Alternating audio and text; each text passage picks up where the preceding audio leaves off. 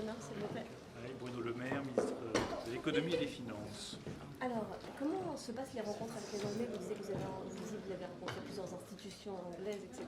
C'est vrai qu'à la City, ils présentent la France comme le mauvais, le méchant, un peu le père fouettard. Est-ce que vous avez l'impression d'être celui-là? Nous ne sommes absolument pas des pères fouettards, nous ne sommes ni méchants, ni hostiles. Simplement, avec le président de la République, nous défendons les intérêts des Français. Les intérêts des Français, c'est d'avoir le maximum d'emplois en France, c'est de faire revenir des emplois financiers en France. Et toutes les décisions que nous avons prises depuis plusieurs mois pour améliorer l'attractivité du pays, aujourd'hui, ça commence à donner des résultats. C'est-à-dire qu'on a des grandes banques anglo-saxonnes qui hésitaient encore et qui se disent ils ont transformé le système fiscal français, ils ont amélioré le marché du travail, ils ont réussi à obtenir l'agence bancaire européenne à Paris. Dans le fond, nous allons relocaliser des emplois en France. C'est notre responsabilité que de rendre la France plus attractive, avoir plus d'investissements, plus d'emplois pour les Français. Et vous ne pouvez pas nous dire combien d'emplois? Je peux vous dire que les emplois bancaires qui vont revenir en France se chiffrent en milliers et pas en centaines. Que c'est un mouvement qui va se faire progressivement, ce n'est pas du jour au lendemain.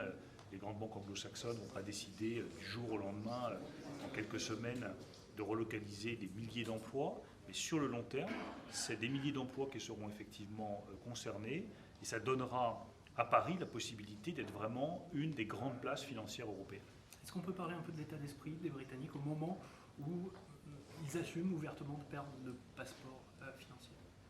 Oui, il y a eu un changement important avec le discours qu'a fait le Premier ministre Theresa May, qui a dit très clairement « nous n'aurons plus le passeport financier ». Qu'est-ce que ça veut dire? Ça veut dire que les grandes banques qui sont installées à Londres, les grandes institutions financières, elles ne pourront plus travailler en France, en Allemagne, en Italie, en Espagne, sans avoir des autorisations préalables, sans avoir un système d'équivalence.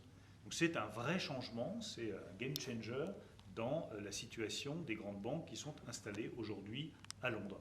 Et je pense que ça va en inciter certaines à se dire, si on n'a plus le passeport financier, c'est-à-dire la possibilité de travailler directement en Europe sans demander d'autorisation préalable, peut-être qu'il est plus simple d'aller s'installer directement à Paris, par exemple, pour exercer notre activité.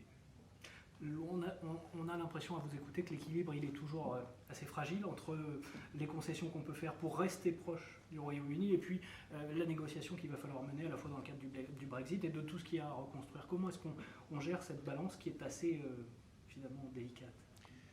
Il y a d'un côté tout ce qui a trait à la sortie de la Grande-Bretagne de l'Union européenne. Et dedans, il y a effectivement les services financiers, c'est très important, ça représente beaucoup d'emplois. Il y a des règles à redéfinir.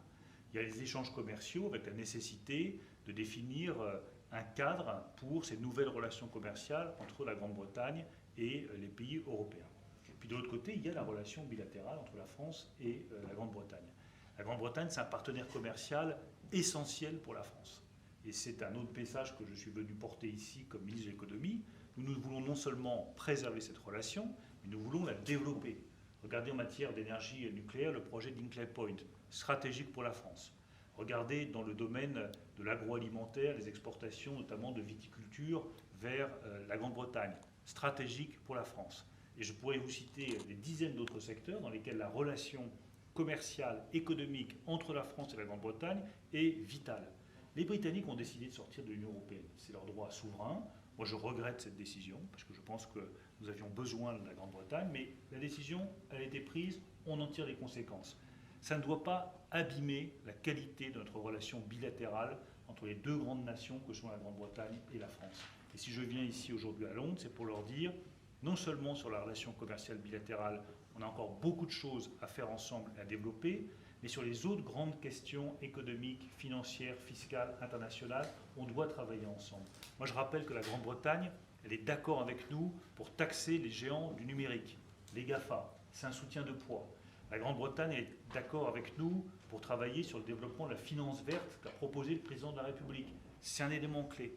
La Grande-Bretagne est d'accord avec nous pour dire que les décisions que pourrait prendre l'administration américaine sur l'acier avec des barrières protectionnistes, elles sont mauvaises pour tout le monde et que personne ne gagnera une guerre commerciale entre les États-Unis et l'Europe, entre les États-Unis et le reste du monde. Donc vous voyez bien que quelle que soit la décision prise sur l'adhésion à l'Union européenne, et malgré le Brexit, nous avons encore beaucoup de choses à faire ensemble avec les Britanniques.